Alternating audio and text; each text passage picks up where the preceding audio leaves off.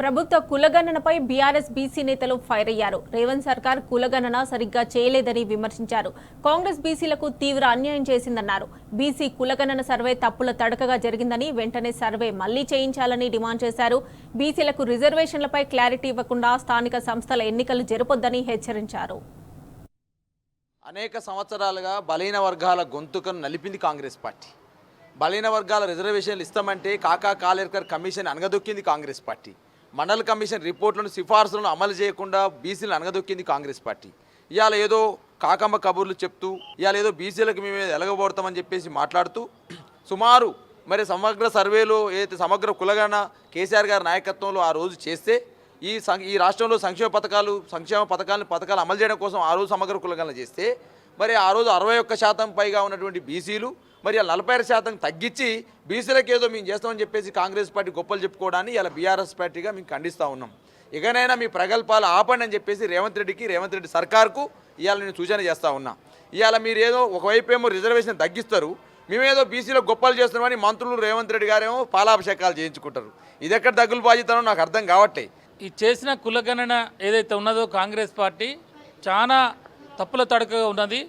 ప్రజలు వాస్తవంగా ఉన్నటువంటి జనం ఎంతనో ఆ జనాన్ని గత 10 సంవత్సరాల తర్వాత జరిగిన 10 సంవత్సరాల తర్వాత కూడా తక్కువ చేసి చూపించడం అనేది అనేక అనుమానాలకి తావిస్తున్నది. 100% ఉన్నటువంటి దాంట్లో 50% కూడా సర్వే సరిగా జరగలేదు అనేది అర్థమవుతూ ఉన్నది. బీసీ సంఘాల నాయకులందరూ కూడా ఇలా రోడ్లెక్కి ధర్నాలు చేసే పరిస్థితి వచ్చింది. ఆఖరికి కాంగ్రెస్ పార్టీలో ఉన్న బీసీ నాయకులు కూడా దీని మీద వాయిస్ పెంచుతూ ఉన్నారు. మాలాంటి వాళ్ళు ఉద్యమకారులు, బీసీ నాయకులు, బీసీ ఉద్యమకారులు అనేక మంది కూడా ఈ సర్వే కరెక్ట్ కాదు, తప్పుల తడక అని చెప్పేసి మాట్లాడుతున్నారు. కాబట్టి ప్రభుత్వం వెంటనే దీని మీద ఒక నిర్ణయం తీసుకొని మళ్ళొకసారి కేబినెట్ సమావేశం ఏర్పాటు చేసుకొని రీసర్వే చేసి పునఃపరిశీలించి మళ్ళీ తిరిగి ఆ కమిషన్ని కనుక అవకాశాలు ఇస్తే తప్పకుండా బీసీలకు న్యాయం జరుగుతుంది. గతంలో చేసిన సర్వేలో 51% రిజర్వేషన్ ఉన్నటువంటి వాటిని 46%కి ఎందుకు కుదించాల్సిన అవసరం ఎందుకు వచ్చింది? ఓసీల జనాభా ఎందుకు పెరిగింది? దీంట్లో శానిటీ ఏంది? ఏ రకంగా సర్వే చేసారు? దాని మీద స్పందించమంటే అసెంబ్లీలో ఏదో తీర్మానం పెట్టేసి చేతులు దులుపుకున్నటువంటి ఈ కాంగ్రెస్ పార్టీ బీసీల మీద చిత్తశుద్ధి లేదు, బీసీల పట్ల ఒక అవగాహన లేదు, బీసీలకు ఏదైనా చేద్దామనేటువంటి చిత్తశుద్ధి లేకనే ఈరోజు ఈ పరిస్థితి ఏర్పడని చెప్పి 46% ఉన్నటువంటి అంటే లోపాల్లో ఉన్నటువంటి ఏదైతే బీసీ కులగణలో ఏదైతే లోపాలు ఉన్నాయో వాటిని ఖచ్చితంగా సవరించాలి. అది సర్వే ద్వారా లేదంటే మళ్ళీ ఒక స్పెషల్గా మళ్ళీ కొన్ని డేస్ మళ్ళీ పెట్టి చేయడం ద్వారా ఏదైనా సరే ఖచ్చితంగా దాన్ని చేసి పూరించాల్సిన అవసరం ఉంది. ఖచ్చితంగా కూడా రేపు చట్టసభల్లో కూడా అవకాశాలు వచ్చే విధంగా చట్టం తెచ్చే విధంగా ఈరోజు ఈ సర్వే ఉండాలి తప్ప ఏదో తూతు మంత్రంగా చేసేసి మేము ఏదో కాంగ్రెస్ పార్టీ గొప్ప పని చేసినాం అనుకుంటే మాత్రం ప్రజలు హర్షించారు. కులగణనను టోటల్గా తప్పుగా చేశారు. 1,85,00,000 మంది జనాభా బీసీలు ఉంటే 1,62,00,000 మందినే చూపించారు.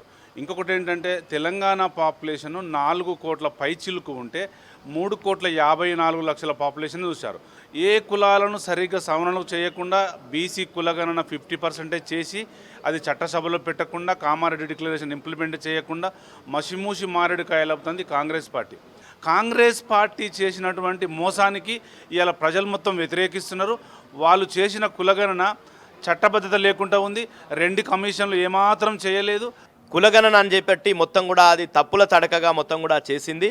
అందుకే ఎవరైతే ఆయన రేవంత్ రెడ్డి గారిని ఎత్తి మీద పెట్టుకున్నారో కులగణన చేస్తామంటే అదే బీసీ సంఘాలంతా కూడా కులగణన ఏదైతే నివేదిక బయట పెట్టిన సందర్భంలో అందరూ కూడా తిరస్కరించారు. ముక్త కంఠంతో బీసీ నాయకులందరూ కూడా ఆ నివేదికను తిరస్కరిస్తున్నారు. ఎందుకంటే గతంలో ఏదైతే సమగ్ర కుటుంబ సర్వే చేస్తే కేసీఆర్ గారి పాలనలో 2014లో తెలంగాణ వచ్చిన తర్వాత దాంట్లో బీసీల శాతం 51%, బీసీల జనాభా 1,85,00,000 చిల్లర బీసీలు ఉన్నారు. కానీ 10 సంవత్సరాల కాలంలో బీసీలు తగ్గినరంట, ఎస్సీలు తక్కువైనరంట. కానీ పెరిగిందల్లా ఓసీ జనాభాను పెంచిండు. కాబట్టి రేవంత్ రెడ్డి సామాజిక వర్గాన్ని పెంచుకునే ఉద్దేశంతో చేసిండని అది నేను చెప్పిన మాట కాదు, బీసీ సంఘాలంతా కూడా ఆరోపిస్తున్నాయి. రేవంత్ రెడ్డి గారు కుల సర్వేని ఆయనకు అనుకూలంగా మార్చుకోవడానికి కుల సర్వే చేసినట్టు చెప్తున్నారు. ఈ నివేదికను మొత్తం బయట పెట్టమంటున్నాం మేము. ఇది కూడా ఈ హామీని కూడా తుంగల దొక్కినావు కాబట్టి ప్రజాక్షేత్రంలో నేను తప్పకుండా రేపు జరగబోయేటటువంటి స్థానిక సంస్థల ఎన్నికల్లో తప్పకుండా నీ బండార మొత్తం కూడా బయటపడ్డది.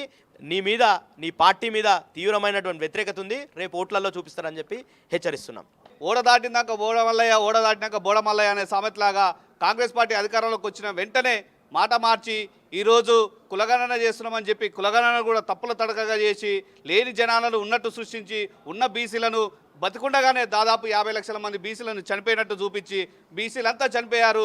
2011 లెక్కలతో పోల్చుకుంటే ఈరోజు జరిగిన కులగణనలో దాదాపు 50 లక్షల మంది బీసీలను తక్కువ చేసి చూపించారు. కాబట్టి రేవంత్ రెడ్డి ఒక కుట్రపూరితమైన కక్షతోని వాళ్ళ సామాజిక వర్గాన్ని పెంచడం కోసం బీసీలను అణగదొక్కడం కోసం ఈరోజు లేని జనాలను ఉన్నట్టు చూపించి బీసీ జనాలను కావాలని తక్కువ చేసిండు.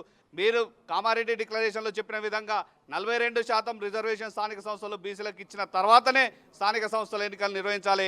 బహిరంగ సభలో బీసీలకు 44% రిజర్వేషన్ ఇస్తానని ఈరోజు మోసపూరితమైన హామీలు ఇచ్చి గద్దెనెక్కిన తర్వాత ఈరోజు ప్రజలను మోసం చేస్తున్నాడు. అదేవిధంగా 400 హామీలు 450 హామీలు 6 గ్యారంటీలు ఇచ్చి ఒక హామీ కూడా నెరవేర్చకుండా పేద ప్రజలతోని చెలగాటం ఆడుతున్న ఈ రేవంత్ రెడ్డి పరిపాలనను మనం ఎండగట్టాలి. రాబోయే రోజుల్లో ఖచ్చితంగా పంచాయతీ ఎన్నికల్లో బుద్ధి చెప్పాలని తెలియజేస్తున్నాను.